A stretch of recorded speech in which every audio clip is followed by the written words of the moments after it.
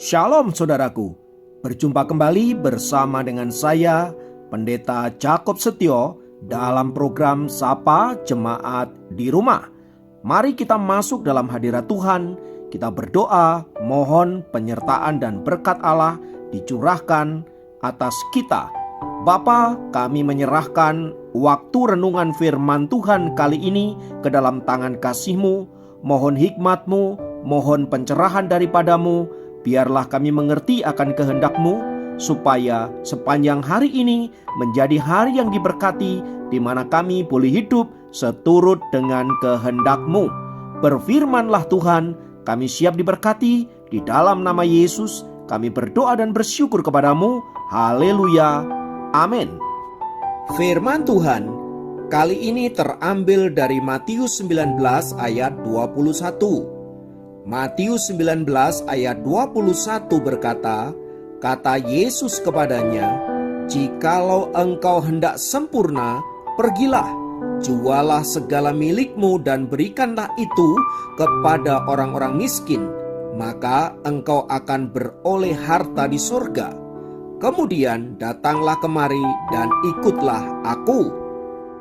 Saudaraku, firman Tuhan di atas menceritakan ada seorang muda yang kaya raya yang hendak mengikut Yesus.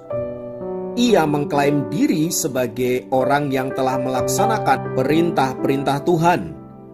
Namun Yesus berkata kepadanya agar ia menjual seluruh hartanya, memberikan kepada orang miskin, lalu datang kepadanya. Meski rindu mengikut Yesus dan masuk ke dalam kerajaan sorga, namun anak muda yang kaya itu mengurungkan niatnya, sebab ia tidak rela kehilangan harta yang melimpah tersebut. Yesus tampaknya sengaja memberikan dua pilihan yang sulit kepada anak muda itu untuk melihat apakah niatnya untuk mengikut dia masuk dalam kerajaan surga itu sungguh-sungguh tulus atau tidak. Ini bukan berarti Yesus anti dengan kekayaan, tetapi Yesus ingin menunjukkan kepada kita bahwa kekayaan seringkali menjadi penghalang terbesar untuk masuk dalam kerajaan Allah. Karena kecintaan pada harta kekayaan, anak muda itu rela kehilangan kehidupan kekal dan memilih binasa demi harta duniawi. Berkaitan dengan itu, saudaraku, Yesus pernah berkata, "Di mana hartamu berada, di situ juga hatimu berada." Ini menunjukkan bahwa seringkali kecintaan akan dunia ini mengalahkan kecintaan kepada Allah. Itulah sebabnya mengapa ada banyak orang-orang percaya yang meninggalkan Yesus karena kedudukan, karena harta benda, karena hal-hal yang lain yang bersifat duniawi. Jadi tidak perlu kaget bila ada orang-orang yang meninggalkan Yesus karena dia menikah dengan seorang yang kaya, karena dia naik pangkat, karena dia ingin posisi-posisi tertentu, atau mendapatkan kekayaan duniawi. Sebab memang mereka harus membuat pilihan. Yesus sendiri pernah mengatakan, "Kamu tidak bisa mengabdi kepada dua tuan, kepada Mamon dan kepada Allah." Jadi apabila orang-orang itu meninggalkan Allah, meninggalkan Yesus karena mamones, itu adalah pilihan mereka. Jadi bila kemudian mereka binasa karena dunia ini, itu juga karena pilihan mereka sendiri.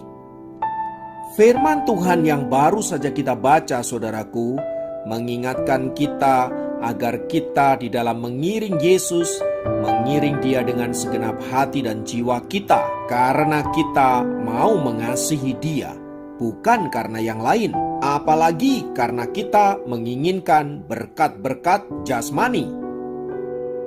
Nah, orang yang menyadari bahwa hidup ini anugerah, keselamatan adalah anugerah, dan menjadi kaya itu juga anugerah, maka ia akan mengelola segala sesuatu yang Tuhan percayakan itu untuk hal-hal yang memuliakan dia dan berguna bagi banyak orang. Seperti pengalaman seorang pria yang bernama Warren Buffett. Pada tahun 2014, ia memiliki kekayaan 400 triliun.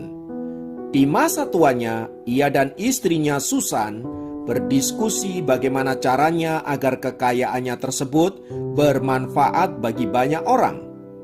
Alih-alih mewariskan kepada anak-anaknya, Warren Buffett justru memberikan 85% kekayaannya atau sekitar 340 triliun kepada anak-anak miskin di negara-negara berkembang agar mereka memiliki pendidikan yang baik. Ia berkata bahwa selama ini ia dan seluruh keluarganya sudah menikmati banyak berkat. Sekarang waktunya membagikan berkat itu kepada orang lain yang membutuhkan. Ini sungguh sesuatu yang luar biasa, saudaraku. Bila Warren Buffett yang begitu sangat kaya sanggup memberikan 3/4 kekayaannya pada orang lain, bagaimana dengan kita?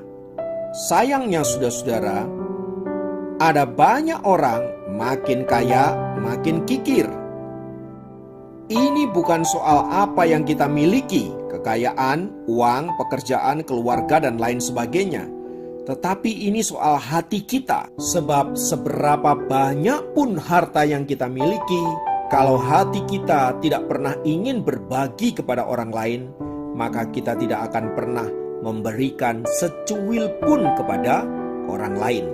Dari pengalaman Warren Buffett ini, saudara-saudara, kita belajar bahwa hidup ini bukan soal apa yang saya punya, tetapi bagaimana saya bisa membagi hidup saya untuk orang lain. Seperti Tuhan juga telah menyerahkan hidupnya kepada kita, Ia meminta agar kita juga memberikan hidup kita bagi saudara-saudara kita yang membutuhkan. Mari milikilah kemurahan hati dan kasih yang melimpah-limpah, sehingga hidup kita menjadi berkat bagi banyak orang. Kiranya Tuhan memberkati kita semua. Mari kita berdoa. Di dalam nama Tuhan Yesus, Tuhan yang telah memberikan keselamatan, Tuhan juga yang telah memberikan berkat-berkat yang luar biasa di dalam hidup kami. Biarlah Tuhan itu menolong kami untuk membagi hidup kami kepada orang lain, supaya melaluinya kami boleh memuliakan nama Tuhan. Terima kasih Tuhan untuk setiap anugerah-Mu dan berkat-Mu dalam hidup kami. Terpujilah nama-Mu, dalam nama Yesus kami berdoa. Haleluya. Amin. Demikian program Sapa Jemaat kali ini. Sampai jumpa dalam program Sapa Jemaat yang lain. Tuhan Yesus memberkati.